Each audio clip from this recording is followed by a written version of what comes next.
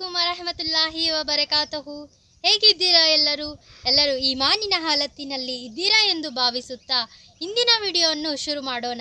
ಹಿಂದೆ ನಾವು ಹಜರತ್ ಇಬ್ರಾಹಿಂ ಅಲೈಹಿಸ್ಸಲಾಂ ಅವರ ಬಗ್ಗೆ ಮಾತನಾಡುತ್ತಿದ್ದೇವೆ. ಅದರ ಮುಂದಿನ ಜೀವನ ಏನಾಯಿತು ಎಂಬುದನ್ನು ನಾವು ಇಂದಿನ ವಿಡಿಯೋದಲ್ಲಿ ನೋಡೋಣ. ಬನ್ನಿ ಹಾಗಾದರೆ ವಿಡಿಯೋವನ್ನು ಶುರು ಮಾಡೋಣ. ಔಜು ಬಿಲ್ಲಾಹಿ ಮಿನಶ್ ಶೈತಾನಿರ್ ರಜೀಮ್. ಬಿಸ್ಮಿಲ್ಲಾಹಿರ್ ರಹ್ಮಾನಿರ್ ರಹೀಮ್. ಸಲ್ಲಲ್ಲಾಹು ಅಲಾ ಹಬೀಬಿಹಿ ಮುಹಮ್ಮದಿನ್ ವಾಲಾ ಅಲಿಹಿ ವಸಾಬಿಹಿ ವಸಲ್ಲಂ. ಎಲ್ಲ ಪ್ರಶಂಸೆ ಆ ನನ್ನ ಅಲ್ಲಾಹನಿಗಾಗಿ, ಅವನ ಹೆಸರಿನಲ್ಲಿ ಇಂದಿನ ವಿಡಿಯೋವನ್ನು ಶುರು ಮಾಡೋಣ. ನಮ್ಮ ಈ ರೀತಿಯಾದ ಇಸ್ಲಾಂ ವಿತ್ ಕನ್ನಡ ಮಾಹಿತಿಗಾಗಿ ನಮ್ಮ ಚಾನಲನ್ನು ಸಬ್ಸ್ಕ್ರೈಬ್ ಮಾಡಿಕೊಳ್ಳಿ. ನಿಮ್ಮ ಆತ್ಮೀಯರೊಡನೆ ಈ ಚಾನಲನ್ನು ಹೆಚ್ಚು ಶೇರ್ ಮಾಡಿ. ಹಜರತ್ ಇಬ್ರಾಹಿಂ ಅಲೈಹಿಸ್ಸಲಾಂ ಅವರನ್ನು, ತಮ್ಮ ಮಡದಿಯನ್ನು ಮತ್ತು ಹಜರತ್ ಲೂತ್ ಅಲೈಹಿಸ್ಸಲಾಂ ಅವರನ್ನು ಕರೆದುಕೊಂಡು ಬೇರೆಯವರಿಗೆ, ನಾನು ಅಲ್ಲಿಯ ಜನರಿಗೆ ದೀನಿನ ದಾವತ್ ಕೊಡಬೇಕು ಎಂದು ಮತ್ತೆ ಮೂರನೇ ಹಿಜ್ರತ್ ಮಾಡುತ್ತಾರೆ. ಆಗ ಆ ಊರಿನ ರಾಜ ತುಂಬ ಕೆಟ್ಟವನಿರುತ್ತಾನೆ. ಆ ರಾಜನಿಗೆ ಈ ಮೂವರು ಬಂದಿರುವುದು ತಿಳಿಯುತ್ತದೆ. ಒಬ್ಬ ಸೈನಿಕನು ಬಂದು ಹೇಳುತ್ತಾನೆ, ರಾಜರೇ, ಈ ಊರಿನಲ್ಲಿ ಮೂವರು ಹೊಸದಾಗಿ ಜನಗಳು ಬಂದಿದ್ದಾರೆ. ಅವರ ಜೊತೆ ಒಬ್ಬ ಮಹಿಳೆ, ತುಂಬ ಚೆನ್ನಾಗಿರುವ ಮಹಿಳೆಯೂ ಇದ್ದಾಳೆ ಎಂದು ಹೇಳಿದಾಗ ಆ ರಾಜನು ಹೇಳುತ್ತಾನೆ, ನೀವು ಅವರನ್ನು ಮೂವರನ್ನು ಕರೆದುಕೊಂಡು ಬನ್ನಿ. ಅವನು ಏನಾದರೂ ಅವಳ ಪತಿಯಾಗಿದ್ದರೆ ಅವನನ್ನು ಅಲ್ಲಿಯೇ ಕೊಂದು ಕೇವಲ ಅವರನ್ನಷ್ಟೇ ಕರೆದುಕೊಂಡು ಬನ್ನಿ ಎಂದು ಹೇಳಿದಾಗ ಆ ಸೈನಿಕರು ಅವರ ಬಳಿ ಹೋಗುತ್ತಾರೆ. ಅಷ್ಟರಲ್ಲೇ ಅಲ್ಲಾಹನ ವಹಿ ಹಜರತ್ ಇಬ್ರಾಹಿಂ ಅಲೈಹಿಸ್ಸಲಾಂ ಅವರಿಗೆ ಬಂದಿರುತ್ತದೆ. ಆಗ ಹಜರತ್ ಇಬ್ರಾಹಿಂ ಅಲೈಹಿಸ್ಸಲಾಂ ಅವರು ಸಾರಾ ಅಲೈಹಿಸ್ಸಲಾಂ ಅವರಿಗೆ ಹೇಳುತ್ತಾರೆ, ಅವರು ಏನು ಬಂದು ನಿಮ್ಮನ್ನು ಕೇಳಿದರೆ ನೀವು ನನ್ನ ತಂಗಿ ಎಂದು ಹೇಳಿ ಎನ್ನುತ್ತಾರೆ. ಯಾಕೆ ಅಂದರೆ ಪೂರ ಜಗತ್ತಿನಲ್ಲಿ ನಮ್ಮ 3 ಜನ ಬಿಟ್ಟರೆ ಬೇರೆ ಯಾರೂ ಇಸ್ಲಾಮನ್ನು, ದೀನನ್ನು ಕಬೂಲ್ ಮಾಡಿಲ್ಲ. ಹಾಗಾಗಿ ನೀ ನನ್ನ ದೀನಿನ ತಂಗಿ ಎಂದು ಹೇಳುತ್ತಾರೆ. ಅದೇ ರೀತಿ ಆ ಸೈನಿಕರು ಬಂದು ಅವರ 3 ಜನರನ್ನು ಕರೆದುಕೊಂಡು ರಾಜನ ಬಳಿ ಹೋಗುತ್ತಾರೆ. ರಾಜನ ಬಳಿ ಮೂವರು ಹೋಗಿ ನಿಂತಾಗ ರಾಜನು ಕೇಳುತ್ತಾನೆ, ಇವರು ಯಾರು ಎಂದು. ಆಗ ಹಜರತ್ ಇಬ್ರಾಹಿಂ ಅಲೈಹಿಸ್ಸಲಾಂ ಅವರು ಹೇಳುತ್ತಾರೆ, ಇವರು ನಮ್ಮ ತಂಗಿ ಎಂದು ಹೇಳಿದಾಗ, ಆಯಿತು, ನೀವು 3 ಜನ ಈ ರಾತ್ರಿ ನನ್ನ ಇದೇ ಆಸ್ಥಾನದಲ್ಲಿ ಇರಬೇಕು ಎಂದು ಹೇಳಿದಾಗ ರಾಜನ ಮಾತು ಕೇಳಿ ಅವರು ಅಲ್ಲೇ ಇರುತ್ತಾರೆ. ಸಾರಾ ಅಲೈಹಿಸ್ಸಲಾಂ ಅವರಿಗೆ ಒಂದು ರೂಮನ್ನು ವ್ಯವಸ್ಥೆ ಮಾಡಿ ಆ ರೂಮಿನಲ್ಲಿ ಇರಿಸಲು ರಾಜನು ಹೇಳುತ್ತಾನೆ.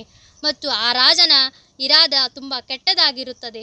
ಅವನು ಆ ರಾತ್ರಿ ಸಾರಾ ಅಲೈಹಿಸ್ಸಲಾಂ ಅವರ ಬಳಿ ಹೋಗುತ್ತಾನೆ. ಹೋಗಿ ಅವರನ್ನು ಹಿಡಿಯಲು ಕೈ ಎತ್ತುತ್ತಾನೆ. ಆಗ ಸಾರಾ ಅಲೈಹಿಸ್ಸಲಾಂ ಅವರು ಅಲ್ಲಾಹನಿಗೆ ದುವಾ ಮಾಡುತ್ತಾರೆ, ಯಾ ಅಲ್ಲಾ, ನಾನು ಎಷ್ಟೊಂದು ಪವಿತ್ರವಿದ್ದೇನೆ. ನಾನು ನಿನ್ನ ಮೇಲೆ, ನಿನ್ನ ನಬಿಯ ಮೇಲೆ ಈಮಾನನ್ನು ತಂದಿದ್ದೇನೆ. ನಾನು ನನ್ನ ಗಂಡನ ಬಿಟ್ಟು ಬೇರೆ ಯಾರೂ ಇಲ್ಲಿವರೆಗೂ ನನ್ನನ್ನು ಕೈ ಮುಟ್ಟಿಲ್ಲ ಎಂದು, ನನ್ನನ್ನು ನೀನೇ ಕಾಪಾಡಬೇಕೆಂದು ಅಲ್ಲಾಹನ ಬಳಿ ಮನಸ್ಸಿನಿಂದ ಸಾರಾ ಅಲೈಹಿಸ್ಸಲಾಂ ಅವರು ದುವಾ ಮಾಡುತ್ತಾರೆ. ಆಗ ರಾಜನು ತನ್ನ ಕೈಯನ್ನು ಎತ್ತಿ ಸಾರಾ ಅಲೈಹಿಸ್ಸಲಾಂ ಅವರನ್ನು ಮುಟ್ಟುವಾಗ ಅವನ ಕೈ ಅಲ್ಲಿಯೇ ಒಂಥರ ನಿಂತು ಹೋಗಿಬಿಡುತ್ತದೆ. ಅದು ಕಲ್ಲು ಥರ ಅಲ್ಲಿಯೇ ಸ್ಟಕ್ ಆಗಿ ಹೋಗುತ್ತದೆ. ಆ ರಾಜನು ತುಂಬ ತ್ರಾಸ ಮಾಡಿಕೊಂಡು ಚೀರುತ್ತಾನೆ. ಚೀರಿದ ತಕ್ಷಣ ಸೈನಿಕರು ಏನಾಯಿತು ಎಂದು ನೋಡಲು ಬಂದಾಗ ಆ ರಾಜನ ಕೈ ತುಂಬ ಅಲ್ಲಿಯೇ ಗಟ್ಟಿಯಾಗಿ ಹೋಗಿರುತ್ತದೆ. ಆಗ ಎಲ್ಲರೂ ಸೇರಿ ಪ್ರಯತ್ನ ಮಾಡುತ್ತಿರುವಾಗ ಸಾರಾ ಅಲೈಹಿಸ್ಸಲಾಂ ಅವರು ಭಯಪಡುತ್ತಾರೆ, ಇವನು ಏನಾದರೂ ಸತ್ತು ಹೋದರೆ ಇವನನ್ನು ನಾನೇ ಕೊಂದು ಹಾಕಿದ್ದೇನೆ ಎಂದು ನನ್ನ ಮೇಲೆ ಬರುತ್ತೆ ಎಂದು ಅಲ್ಲಾಹನ ಬಳಿ ದುವಾ ಮಾಡುತ್ತಾರೆ, ಯಾ ಅಲ್ಲಾ, ಇವನ ಕೈಯನ್ನು ವಾಪಸ್ ಸರಿ ಮಾಡು ಎಂದು. ಆಗ ಅವನ ಕೈ ವಾಪಸ್ ಸರಿಯಾಗುತ್ತದೆ. ಆ ರಾಜನು ಅದನ್ನು ಉಪಯೋಗಿಸಿಕೊಂಡು ಅವನು ಮತ್ತೆ ಸಾರಾ ಅಲೈಹಿಸ್ಸಲಾಂ ಅವರ ಮೇಲೆ ಕೈ ಹಾಕಲು ಬರುತ್ತಾನೆ. ಅವನ ಕೈ ಮತ್ತೆ ಅಲ್ಲಿಯೇ ಶಲ್ಲಾಗಿ ಹೋಗುತ್ತದೆ. ಅವನು ಮತ್ತೆ ಅದೇ ರೀತಿ ಸಾರಾ ಅಲೈಹಿಸ್ಸಲಾಂ ಅವರನ್ನು ಮುಟ್ಟಲು ಬಂದಾಗ ಮತ್ತೆ ಅವನ ಕೈ ಶಾಕ್ ಹೊಡೆದ ಹಾಗೆ ನಿಂತು ಹೋಗುತ್ತೆ. ಮತ್ತು ಸಾರಾ ಅಲೈಹಿಸ್ಸಲಾಂ ಅವರು ಮತ್ತೆ ಅಲ್ಲಾಹನಿಗೆ ದುವಾ ಮಾಡಿದಾಗ ಅದು ಮತ್ತೆ ಸರಿ ಹೋಗುತ್ತೆ. ಆ ರಾಜನು ಮತ್ತೆ ಸರಿ ಹೋದ ನಂತರವೂ ಸುಧಾರಿಸಿಕೊಳ್ಳದೆ ಮತ್ತೆ ಅವರನ್ನು ಹಿಡಿಯಲು ಪ್ರಯತ್ನಿಸುತ್ತಾನೆ.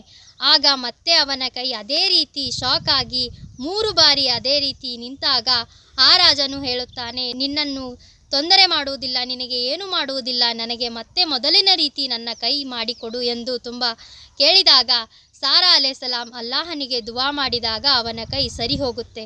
ಇದನ್ನು ನೋಡಿದ ಅವನು, ಇವರು ಸಾಮಾನ್ಯವಾದವರಲ್ಲ, ಇವರು ತುಂಬ ಪವಿತ್ರವಾದವರು, ಅಲ್ಲಾಹನ ಆರಾಧಕರು ಎಂದು ಅವರನ್ನು ಅಲ್ಲಿಂದ ಬಿಡುಗಡೆ ಮಾಡುತ್ತಾನೆ.